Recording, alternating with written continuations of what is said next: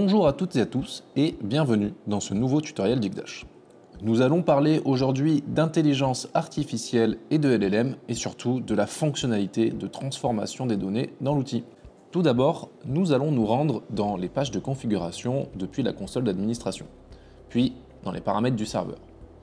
Ensuite, il suffit de se rendre sur les paramètres supplémentaires dans le menu latéral gauche, puis dans l'onglet Intelligence artificielle. Pour utiliser la transformation de données avec un LLM, il vous faudra activer l'option « Activer le LLM ». Ici, un grand nombre de champs apparaissent. Ils nous permettent de renseigner le type de LLM que l'on souhaite utiliser ainsi que les informations de connexion. Alors attention, vous devez renseigner ici vos informations de connexion au LLM que vous utilisez dans votre contexte. Si vous essayez d'utiliser les informations par défaut dans la documentation, cela ne fonctionnera pas.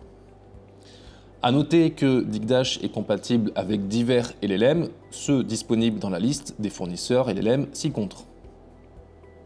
Alors, nous vous rassurons, aucune donnée ne sera transmise à ces LLM lors de l'utilisation de la fonctionnalité, ce qui s'inscrit évidemment dans la démarche de souveraineté de Digdash. Pour pouvoir bénéficier de cette fonctionnalité, il vous faudra vous rendre dans le studio et créer un modèle de type transformateur.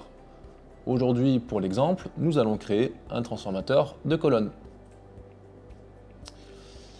Dans le modèle de données, je vais me baser sur un modèle que vous devez bien connaître, le modèle se basant sur la source Retail, source disponible depuis le Digdash Metadata Service.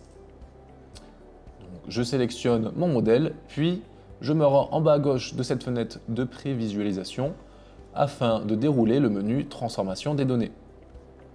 Ici, les transformations sont vides car je n'en ai pas encore créé. Je vais pouvoir cliquer sur Ajouter afin de créer une transformation. Ici, plusieurs champs apparaissent. Le premier champ colonne cible va me permettre de cibler la colonne sur laquelle je vais effectuer la transformation. Si je ne souhaite pas altérer mes données, je vais pouvoir ajouter une colonne qui aura pour effet d'ajouter une colonne à droite de votre modèle. Ici, pour notre exemple, je vais sur la colonne famille et je vais y appliquer une fonction. Alors ici, vous pouvez soit chercher les fonctions qui sont disponibles dans le gestionnaire de fonctions de votre environnement. Vous pouvez également directement rechercher un texte. Par exemple ici, je souhaite supprimer les espaces. Je vais pouvoir rechercher et ici, il va me proposer toutes les fonctions disponibles dans le gestionnaire des fonctions de mon environnement qui correspondent plus ou moins à ma demande. Aucune fonction ne me satisfait réellement ici, je vais donc cliquer sur en générer une avec l'IA. Mon prompt sera utilisé par le texte que j'ai renseigné et sera envoyé au LLM que nous avons configuré. Je vais générer une fonction avec l'IA et voici le résultat que j'obtiens. Évidemment, je vais pouvoir modifier ce résultat si je le souhaite et surtout, je vais pouvoir appliquer cette transformation. J'applique la transformation et on voit bien que les espaces ont disparu dans ma colonne famille. À noter que vous pouvez enregistrer cette fonction, la partager pour l'enregistrer dans le gestionnaire de fonctions de votre environnement. Évidemment, vous pouvez faire plusieurs transformations concernant d'autres colonnes ou ajouter des colonnes, mais vous pouvez effectuer d'autres transformations sur la même colonne.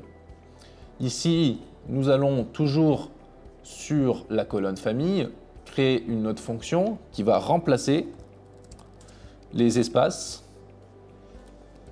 avec des tirets. Je vais regarder s'il existe une fonction qui nous intéresse. Convertir les espaces en tirets. Cette fois-ci, je n'ai pas forcément besoin de générer une fonction grâce au LLM puisqu'une fonction est déjà disponible dans le gestionnaire des fonctions ou a déjà été enregistrée par un autre utilisateur. Je vais appliquer cette fonction et je remarque aucun changement au niveau de ma colonne. Il faudra tout simplement inverser l'ordre des transformations afin que mes espaces soient remplacés par mes tirets. Notre première transformation supprimait les espaces, puis on souhaitait remplacer les espaces par les tirets qui n'étaient inexistants. Il faudra bien faire attention à ordonner la première transformation que vous souhaitez avant d'effectuer les prochaines. Si jamais vous rencontrez des difficultés lors de l'utilisation du LLM, vous pouvez vous rendre dans les logs du produit afin d'avoir plus de verbosité sur les typologies d'erreurs. Merci à toutes et à tous d'avoir regardé ce tutoriel. Vous pouvez vous rendre sur notre documentation en ligne et disponible en description si vous souhaitez en apprendre plus sur l'outil, ainsi que sur la fonctionnalité présentée dans cette vidéo. Merci à tous et à bientôt.